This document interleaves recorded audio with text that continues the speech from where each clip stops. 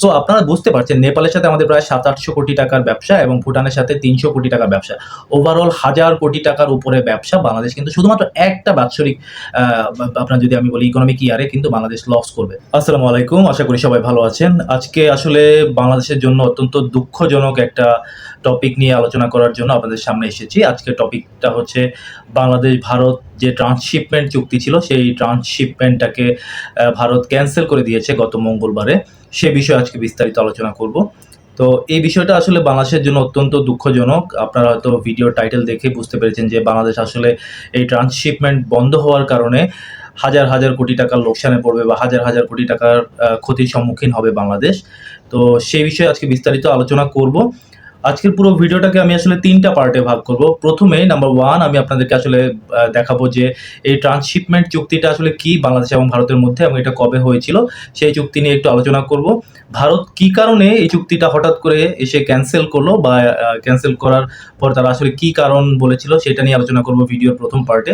ভিডিওর দ্বিতীয় পার্টে আমি আপনাদেরকে বিস্তারিত একদম ক্যালকুলেশন সহ, হিসাব সহ, সরকারি বেসরকারি বিভিন্ন নথি, তথ্য প্রমাণ সহ আপনাদেরকে আমি দেখিয়ে দিব যে বাংলাদেশ কিভাবে এই চুক্তির কারণে হাজার হাজার কোটি টাকার ক্ষতির সম্মুখীন হচ্ছে। এবং ভিডিওর সবশেষ পার্টে আমি আসলে আপনাদেরকে দেখানোর চেষ্টা করব যে বাংলাদেশ কি করতে পারে এই মুহূর্তে এই ট্রান্সশিপমেন্ট চুক্তি ভারত যে ক্যান্সেল করেছে বা এটাকে যে বাতিল করেছে, এখন বাংলাদেশের আসলে করণীয় কি সেটা নিয়ে ভিডিও সব শেষে আলোচনা করব।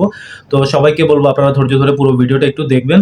যারা আমার চ্যানেলে নতুন তারা আমার চ্যানেলটাকে সাবস্ক্রাইব করবেন, কারণ আমার এই চ্যানেলটাতে সব তথ্য সঠিক এবং 100% অথেন্টিক ইনফরমেশন আমি প্রোভাইড করার চেষ্টা করি। যথেষ্ট অ্যানালাইসিস এবং গবেষণার মাধ্যমে সেগুলোকে আমি বের করে আপনাদের সামনে তুলে ধরার চেষ্টা করি। আর যারা আমার পুরনো সাবস্ক্রাইবার আছেন, ফলোয়ার আছেন, তারা অবশ্যই প্লিজ লাইক, কমেন্ট এবং শেয়ার করবেন। আর আপনাদের প্রত্যেকটা কমেন্টের উত্তর আমি দেওয়ার চেষ্টা করব। তো চলুন শুরু করা যাক। ভিডিওর ফার্স্ট পার্টে আমি যেটা বলেছি যে ট্রান্সশিপমেন্ট চুক্তিটা আসলে কি সেটা নিয়ে একটু আপনাদেরকে ধারণা দিই। ট্রান্সশিপমেন্ট চুক্তিগুলো আসলে সাধারণত হয় যে আপনি কোনো দেশের, দুটা দেশের মধ্যে একটা দেশ আরেকটা দেশের স্থলবন্দর বা স্থল পথ ব্যবহার করে যদি তৃতীয় কোনো দেশে পণ্য রপ্তানি করে, আমদানি রপ্তানির কাজে ব্যবহার করে, তাহলে সেই ধরনের চুক্তিকে ট্রান্সশিপমেন্ট চুক্তি বলা হয়। তার মানে কি দাঁড়ালো, বাংলাদেশ এবং ভারতের ট্রান্সশিপমেন্ট চুক্তির মাধ্যমে বাংলাদেশ যেটা করতো যে ভারতের স্থলবন্দর ব্যবহার করে এবং ভারতের রাস্তা ব্যবহার করে বাংলাদেশ থেকে সরাসরি বাই রোড পণ্যগুলো নেপাল এবং ভুটানে রপ্তানি করত। পাশাপাশি ভারতের বেশ কিছু বন্দর ব্যবহার করে বাংলাদেশের আরএমজি সেক্টর, যে গার্মেন্টস সেক্টর আছে, গার্মেন্টস সেক্টরের বিপুল পরিমাণ হচ্ছে আপনার আরএমজি প্রোডাক্টস, এগুলো হচ্ছে বিদেশে বিভিন্ন দেশে রপ্তানি করতো ভারতের স্থলবন্দর বা ভারতের পোর্টগুলো ইউজ করে। তো এইটাই মূলত ছিল বাংলাদেশ এবং ভারতের মধ্যকার ট্রান্সশিপমেন্ট চুক্তি। এই চুক্তিটা করা হয়েছিল 2020 সালে মাননীয় প্রধানমন্ত্রী শেখ হাসিনার আমলে। তিনি অত্যন্ত বিচক্ষণতা এবং তার বলিষ্ঠ যে ভূ রাজনৈতিক জ্ঞান ছিল সেটা দিয়ে তিনি এই চুক্তিটা কার্যকর করেছিলেন 2020 সালে। তো এই গেল ভারত এবং বাংলাদেশের মধ্যকার ট্রান্সশিপমেন্ট চুক্তির একটা ধারণা। এই চুক্তিটা ভারত হঠাৎ করে কেন বন্ধ করলো? বন্ধ করার কারণ হিসেবে আসলে ওরা একটা ব্যাখ্যা দিয়েছে। ইন্ডিয়ান এক্সপ্রেসের একটা নিউজে ওখানে এসেছে যে ভারত সরকার এই চুক্তিটা বাতিল করেছে মূলত ডক্টর ইউনূসের 7 সিস্টার নিয়ে, ভারতের যে 7 সিস্টার যে অঙ্গরাজ্যগুলো আছে, নর্থ ইস্ট ইন্ডিয়ান যে অঙ্গরাজ্যগুলো আছে, 7 সিস্টার নিয়ে তার অ্যাগ্রেসিভ মতবাদ বা বাংলাদেশে বর্তমান যে পরিস্থিতি যাচ্ছে 5 আগস্টের পরে, সেই 5 আগস্টের পরবর্তীতে যে ভারত বিদ্বেষী যে একটা আলোড়ন চলছে বাংলাদেশে, সন্ত্রাসী মব জনগোষ্ঠীর বা ছাত্র জনতার নামে যে মব গোষ্ঠীটা, তারা ভারতের 7 সিস্টার নিয়ে যে আগ্রাসী মনোভাব প্রকাশ করছে এবং ভারতকে নিয়ে ওভারঅল যে আগ্রাসী মনোভাব প্রকাশ করছে, তার বিরুদ্ধেই ভারত আসলে এই ট্রান্সশিপমেন্ট চুক্তিটা বাতিল করেছে। এছাড়া তারা আরও বলেছে যে ডক্টর ইউনূস কিছুদিন আগেই চীনে গিয়েছেন এবং চীনে গিয়ে চীনের এই যে ভারতের নর্থ ইস্ট যে রিজিয়নটা, এই নর্থ ইস্ট রিজিয়নে চীন সবসময় চেষ্টা করে ভারতকে একটু চাপে রাখার। তো ডক্টর ইউনূস এবং তার বর্তমান যে সরকার বাংলাদেশে আছে, তারা চীনের এই আগ্রাসী মনোভাবকে সম্পূর্ণরূপে সমর্থন দিয়েছেন।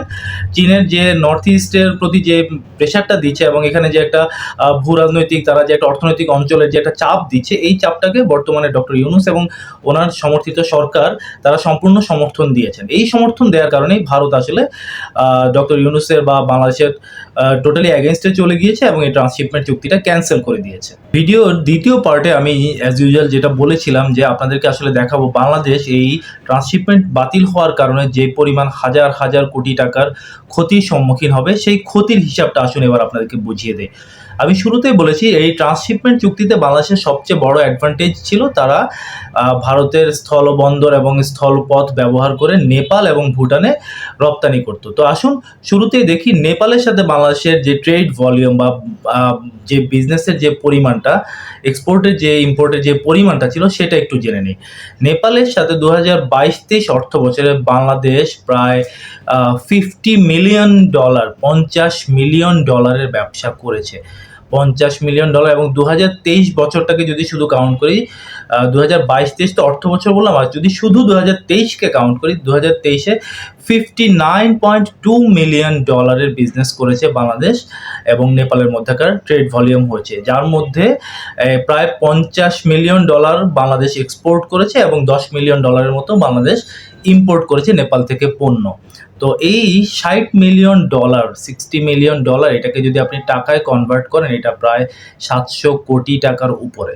তাহলে একবার চিন্তা করুন, এক বছরে, এক বিজনেস ইয়ারে, ইকোনমিক ইয়ারে বাংলাদেশ এবং নেপালের ট্রেড ভলিউম হচ্ছে 700 কোটি টাকার উপরে। এই 700 কোটি টাকার ইম্প্যাক্ট সরাসরি বন্ধ হয়ে যাবে ট্রান্সশিপমেন্ট বন্ধ হয়ে যাওয়ার কারণে। ট্রান্সশিপমেন্ট বন্ধ মানে নেপালের সাথে আমাদের এই 700 কোটি টাকার ব্যবসা কিন্তু একেবারেই বন্ধ। নেপালে বাংলাদেশ কি কি পণ্য এক্সপোর্ট করতে, আসুন সেগুলোর লিস্টটা একটু দেখে নিই। বাংলাদেশ থেকে প্রায় বেশ কিছু গুরুত্বপূর্ণ পণ্য নেপালে রপ্তানি করা হতো, যার মধ্যে উল্লেখযোগ্য হচ্ছে গার্মেন্টস প্রোডাক্ট, জুট আইটেম, মানে পাটের যে প্রক্রিয়াজাত যে বস্তুগুলো আছে সেগুলো। তারপরে হচ্ছে আপনার অয়েল কেকস মানে হচ্ছে যে খোল। আমাদের দেশে তো আপনার সয়াবিন তেল, সরিষার তেল, এগুলো আমরা নিজেরা উৎপাদন করার পরে যে খৈল থাকে না, যে গ্রাম দেশে হচ্ছে আপনার গরু ছাগলকে খাওয়ায়, খৈল ভুসি এগুলো খাওয়ায়, এই অয়েল কেক বা এই খৈল নেপালে রপ্তানি করা হতো। ফার্মাসিউটিক্যালস আইটেম রপ্তানি করা হতো। পাশাপাশি আরেকটা অত্যন্ত গুরুত্বপূর্ণ প্রোডাক্ট, সেটা হচ্ছে আলু। বিপুল পরিমাণে আলু বাংলাদেশ থেকে নেপালে রপ্তানি করা হতো। এর বাইরেও আছে ফার্নিচার আইটেম ছিল, আপনার ফুড প্রোডাক্টস ছিল, এগুলো বাংলাদেশ থেকে নেপালে রপ্তানি করা হতো, যার ট্রেড ভলিউম বা যার টাকার অঙ্ক হচ্ছে $60 মিলিয়ন বা 700 কোটি টাকারও উপরে। আর নেপাল থেকে কিছু কিছু পণ্য বাংলাদেশে যেটা আসতো আপনার 5 থেকে 10 মিলিয়নের, সেগুলো আসতো হচ্ছে নেপাল। ইউজুয়ালি যেটা হয় যে ওরা বিখ্যাত হচ্ছে ওদের ডাল জাতীয় পণ্যের জন্য, যেমন প্রচুর পরিমাণে মসুর ডাল আসতো, অন্যান্য বিভিন্ন প্রকারের ডাল আসতো, তারপরে মশলা এবং কিছু ওদের হ্যান্ডিক্রাফটসের প্রোডাক্ট, কিছু ফ্রুটস আসতো। এই জিনিসগুলো বাংলাদেশ নেপাল থেকে আমদানি করতো, সেও খুবই কম পরিমাণে। যদি আপনি 700 কোটি টাকার পণ্য বাংলাদেশ থেকে নেপালে যেত, অন দি আদার হ্যান্ড দেখা যেত যে নেপাল থেকে বাংলাদেশে আসতো হয়তো 80 থেকে 100 কোটি টাকার পণ্য। তো ওভারঅল এই যে আপনার 700-800 কোটি টাকার যে ব্যবসাটা, এই ব্যবসাটা কিন্তু এই ভারতের ট্রান্সশিপমেন্ট বন্ধ হওয়ার কারণে টোটালি ড্যামেজ, টোটালি ধ্বংস হয়ে যাবে, এবং এটা টোটালি অলরেডি বন্ধ ধরে নিতে পারেন আজকে থেকে।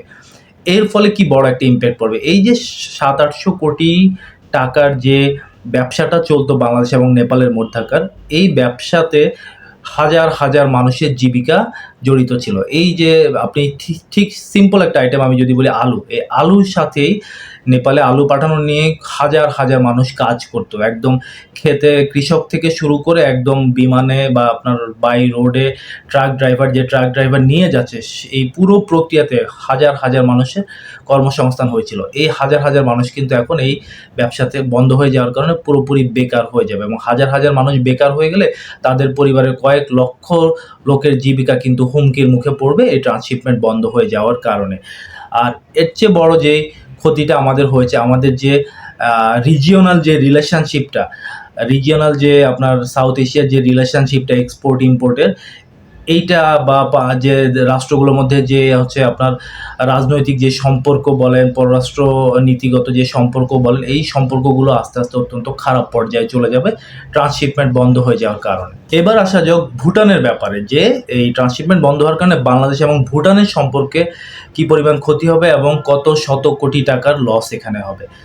বাংলাদেশের সাথে ভুটানের ব্যাপারটা আরও অনেক ইন্টারেস্টিং। সেটা কীরকম, সেটা হচ্ছে ভুটান হচ্ছে একমাত্র দেশ বা বাংলাদেশের সাথে আপনার একমাত্র কান্ট্রি, যেই কান্ট্রির সাথে বাংলাদেশের পিটিএ বা প্রেফারেন্সিয়াল ট্রেড এগ্রিমেন্ট করা আছে। বাংলাদেশের একমাত্র দেশ, বিদেশি কোনো একটা দেশ যার সাথে বাংলাদেশের পিটিএ বা প্রেফারেন্সিয়াল ট্রেড এগ্রিমেন্ট করা আছে। প্রেফারেন্সিয়াল ট্রেড এগ্রিমেন্টটা কি? প্রেফারেন্সিয়াল ট্রেড এগ্রিমেন্ট হচ্ছে অনেকটা যেসব দেশগুলোর এফটিএ নেই, মানে ফ্রি ট্রেড এগ্রিমেন্ট নেই। বাংলাদেশের কিন্তু ওয়ার্ল্ডের কোনো কান্ট্রির সাথে এফটিএ বা ফ্রি ট্রেড এগ্রিমেন্ট নাই, মানে ট্যাক্স ফ্রি ব্যবসা এক্সপোর্ট ইম্পোর্ট করতে পারবে এমন কোনো দেশের সাথে চুক্তি নেই।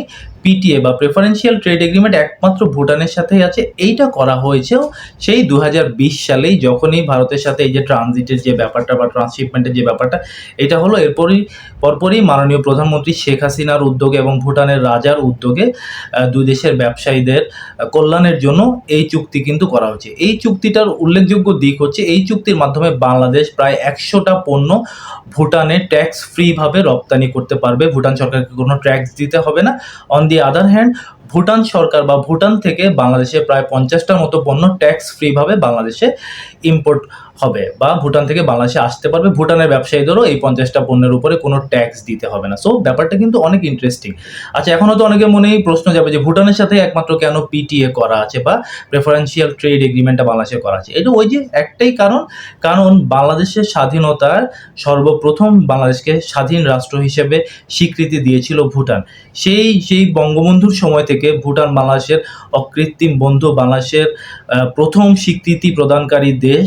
সো বঙ্গবন্ধুর সুযোগ্য কন্যা জননেত্রী শেখ হাসিনা সেই সম্মানার্থে একমাত্র ভুটানের সাথেই পিটিএ বা প্রেফারেন্সিয়াল ট্রেড এগ্রিমেন্ট এই চুক্তিটা স্বাক্ষর করেছিলেন 2020 সালে। সো ভুটানের সাথে আসলে আমাদের কি কি বিষয় নিয়ে ব্যবসা হয়?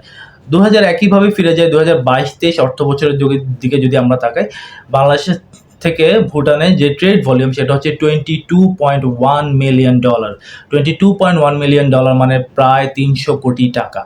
300 কোটি টাকার কিন্তু এক বছরের ব্যবসা বাংলাদেশের সাথে ভুটানের হয়ে থাকে। সো অ্যাজ ইউজুয়াল ভারত এখন রাস্তা বন্ধ করে দিয়েছে। সো ভুটানের সাথে এই 300 কোটি টাকার ব্যবসা আমাদের টোটালি বন্ধ। একইভাবে ভুটানও বাংলাদেশ অত্যন্ত গুরুত্বপূর্ণ কিছু পণ্য পাঠিয়ে থাকে। সেগুলো হচ্ছে আপনার ধরেন ওই যে বিভিন্ন ভেজিটেবল আইটেম, তারপরে garments item, pharmaceuticals item, furniture, aluminium structure, এই ধরনের জিনিসগুলো বাংলাদেশ থেকে ভুটানে রপ্তানি করা হয়। আর ভুটান সামান্য কিছু পণ্য বাংলাদেশে পাঠায়, ওই যে বললাম পিটিএর আন্ডারে, ফ্রি ট্রেডের আন্ডারে। সেগুলো হচ্ছে ওরা অ্যাজ ইউজুয়াল ওদের দেশেও প্রচুর পরিমাণ মশলা উৎপন্ন হয়, বেশ কিছু মশলা আসে সেখান থেকে, ভুটানের অরেঞ্জ বা বেশ কিছু ফলাদি আসে বাংলাদেশে। এবং ওদের বেশ কিছু লাইমস্টোন আছে, আপনার খনিজ যে মিনারেলগুলো আছে, লাইমস্টোন আছে, জিপসাম আছে, গ্রাফাইট আছে, এই ধরনের জিনিসগুলো ভুটান থেকে বাংলাদেশে আমদানি করা হয়। সো ঘুরে ফিরে নেপালের মতোই সেই একই অবস্থা। এই 300 কোটি টাকার ব্যবসা কিন্তু টোটালি ব্লকড, বন্ধ আজকে থেকে। এই ব্যবসাটা বন্ধ হয়ে গিয়েছে এই ট্রান্সশিপমেন্ট অফ হয়ে যাওয়ার কারণে। সো আপনারা বুঝতে পারছেন নেপালের সাথে আমাদের প্রায় 700-800 কোটি টাকার ব্যবসা এবং ভুটানের সাথে 300 কোটি টাকার ব্যবসা। ওভারঅল 1000 কোটি টাকার উপরে ব্যবসা বাংলাদেশ কিন্তু শুধুমাত্র একটা বাৎসরিক আপনার যদি আমি বলি ইকোনমিক ইয়ারে কিন্তু বাংলাদেশ লস করবে। 2020 সাল থেকে এই চুক্তি শুরু হয়েছিল, ট্রান্সশিপমেন্ট ভারত দিয়েছিল এবং আমরাও এই দেশগুলোতে শান্তিপূর্ণভাবে রপ্তানি করা শুরু করে দিয়েছিলাম। এখন 2025-এ এসে এটা বন্ধ হয়ে গেল। সো চিন্তা করুন, প্রতি বছর যদি আমরা 1000 কোটি টাকার উপরে লস করি, সারা জীবন আমাদেরকে এই ঘানি টানতে হবে এবং বাংলাদেশের কিন্তু আমি আবারও বলছি হাজার কোটি টাকা লস হবে। এবং এই হাজার কোটি টাকার ব্যবসার সাথে, এক্সপোর্ট ইম্পোর্টের সাথে যত হাজার মানুষ জড়িত ছিল, এই মানুষগুলো কর্মসংস্থান নষ্ট হয়ে যাবে, তারা বেকার হয়ে যাবে।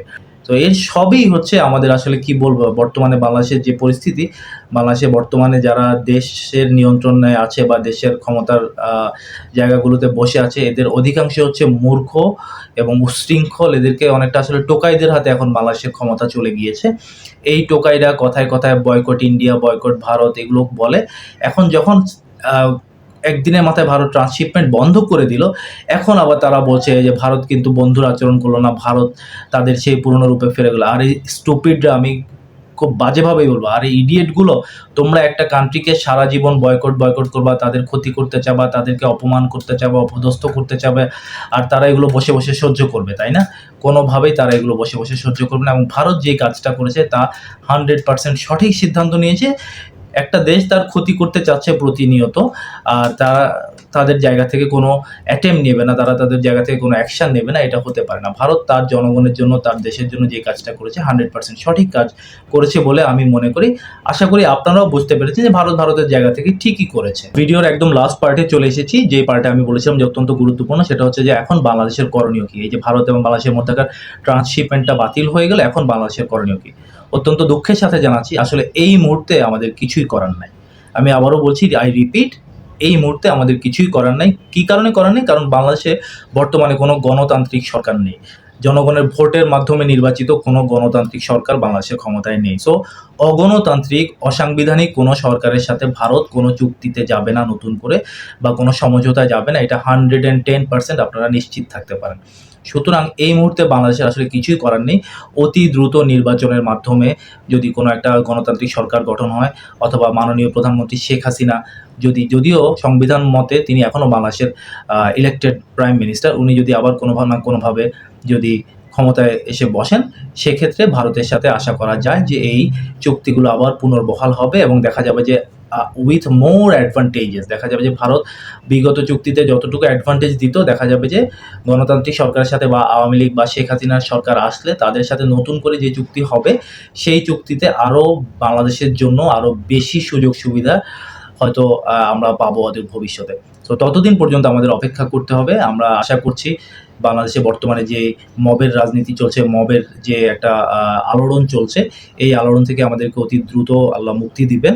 ভিডিওটা ভালো লাগলে লাইক, কমেন্ট এবং শেয়ার করবেন। আপনাদের যদি আরও কিছু বিস্তারিত জানা থাকে আমাকে কমেন্ট করবেন, আমি উত্তর দেওয়ার চেষ্টা করব। আর বিস্তারিত সরকারি বেসরকারি নথি, দলিল, ইনফরমেশনের তথ্যগুলো ভিডিওর ডেসক্রিপশানে লিঙ্ক দেওয়া থাকবে, সেখান থেকে আপনারা দেখে নিতে পারবেন। সবাই ভালো থাকবেন। আসসালামু আলাইকুম।